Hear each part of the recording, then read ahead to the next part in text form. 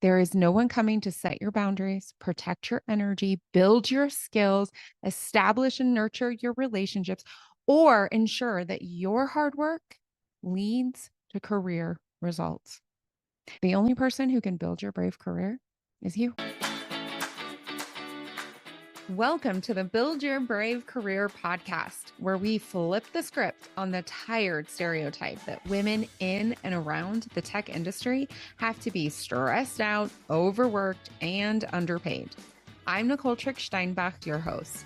Forget what you've been taught. Bravery is not a personality trait available only to the brash. Bravery is a skill, and you already have it, which is great. Because building the skill of bravery is the most powerful way to creating the career and life you really want. As you build your brave, you will stress less, work less, and then earn more. This podcast will help you do just that. Let's dive in. Hey there, woman in tech. Hey, are you feeling stuck? If so, this episode is probably for you. Let's start in an unexpected place. Let's talk about the joy and also the damage of fairy tales and how that impacts your brave career. So first, no shade, no shame. This is a brave conversation. We have all heard the stories growing up, regardless where we grew up in the entire world. We all grew up with stories. And in a lot of those stories, the female character is waiting for a man who swoops in, saves the day. The brave knight or warrior who rescues us from danger. And most of us have worked through and released these unhelpful normative stories from our personal lives. Most of us, especially if you're listening to this podcast, we're not waiting for a man or a woman to show up and bring us to happily ever after. But the tricky and sneaky undercurrent of these stories have seeped into every part of our lives, including our careers. The idea of someone swooping in and saving us remains both invisible and incredibly limiting. For some, even toxic. Let's be more specific. I sincerely doubt any of us would actually admit that we're waiting for some magical professional Prince Charming, if I may call it that, to just appear. But the reality is that many women in tech are.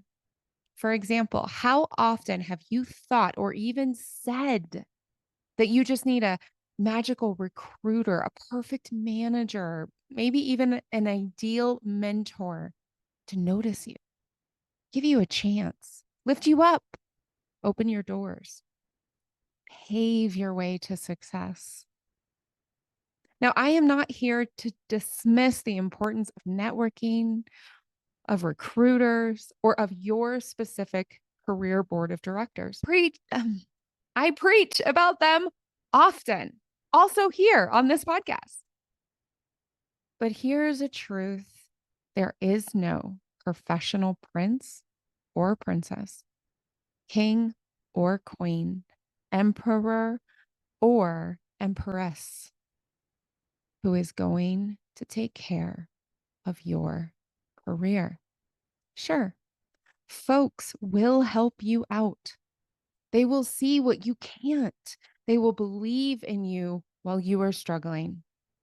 But there is no one coming to set your boundaries, protect your energy, build your skills, establish and nurture your relationships, or ensure that your hard work leads to career results. There is no perfect HR process that's going to secure your career trajectory. There is no knight in shining armor who is going to swoop in and solve your problems.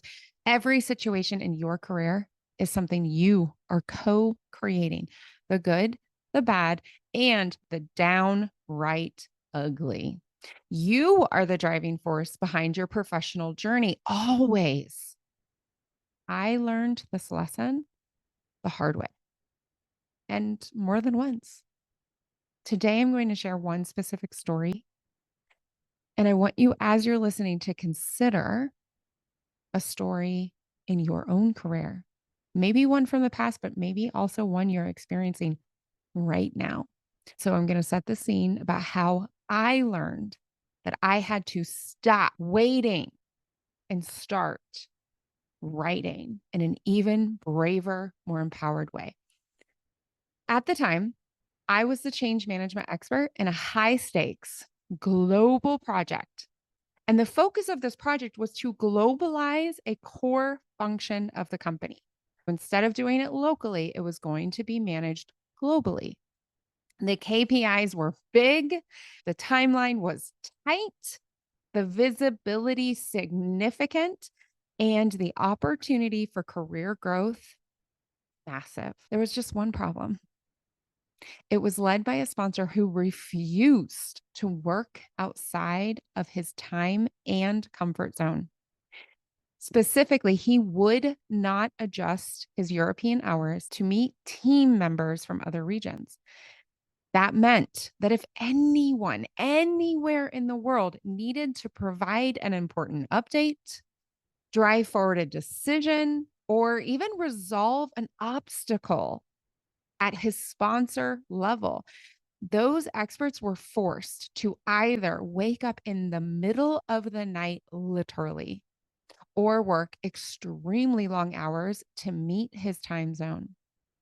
Or they had to hand off the topic to someone with less expertise, further away from the specifics, to explain, to clarify, and to resolve the topic.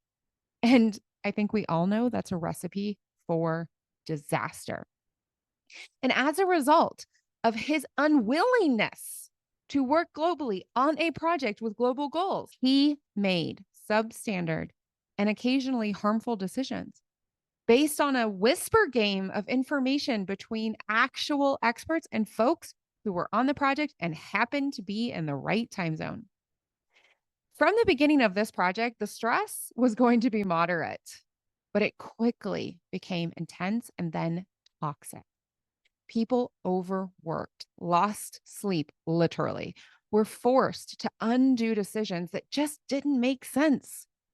And eventually, the smart ones, the empowered ones, the ones writing their own stories, they got themselves moved off that project post haste.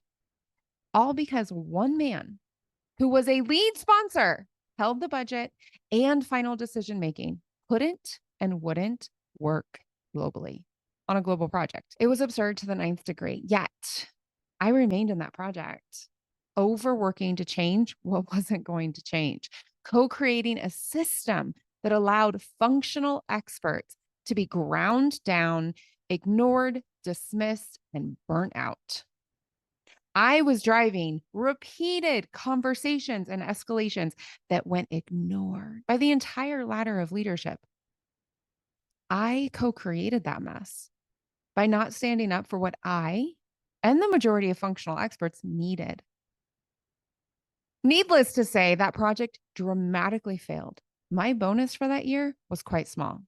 And instead of opening new doors of opportunity, staying for so long in a poor project with lazy, self-centered leadership closed numerous doors. I look back on that phase in my career and I can see how I was waiting for a professional savior, a professional Prince Charming who was never going to come. And I paid the price for it. The message here is clear. If you are currently waiting for someone to lift you out of obscurity, recognize your worth, or set you on the path, it's time to stop. The only person who can build your brave career is you. You decide if you want to stay in a role with a toxic manager, if you want to remain underpaid, or if you want to continue working in environments that don't serve you. You decide if you invest in yourself, if you get the certifications, if you hire a coach, if you start networking, if you develop the skills you need to move forward. You decide if you choose to be brave. It's quite literally your story, and you are the only person who can write it. While this might sound overwhelming, it is also incredibly liberating. You hold the power. I see this in my clients every day.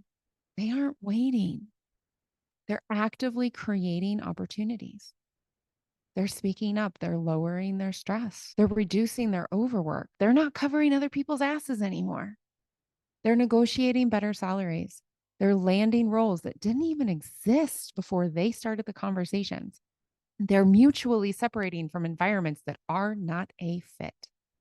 They're setting boundaries that protect their energy, their time, their reputation, and their skills. They've stopped waiting for some professional Prince Charming to show up. And it's changing not just their careers, it's changing their lives. I mean, for real.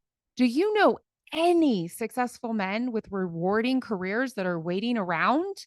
Because when I coach men, they're not waiting. They're not looking for someone to swoop in. They recognize that it is on them to build their careers, and they do it without hesitation. They invest in certifications and coaching and in conferences. And by the way, do you know any successful women with rewarding careers that are waiting around? No. No. So you have to stop. You have to unlearn this. Just like you have unlearned the patterns of fairy tales in your private life, you have to unlearn this in your professional life as well, one choice at a time. You have to stop waiting and you have to start creating. The bad news is there is no professional Prince Charming. The great news is that you are your professional Princess Charming. And you get to create the career you've been waiting for right now, right here. Brave it up. If the Build Your Brave Career podcast is helping you reduce your stress, work smarter, or create more income, please share this podcast with a friend.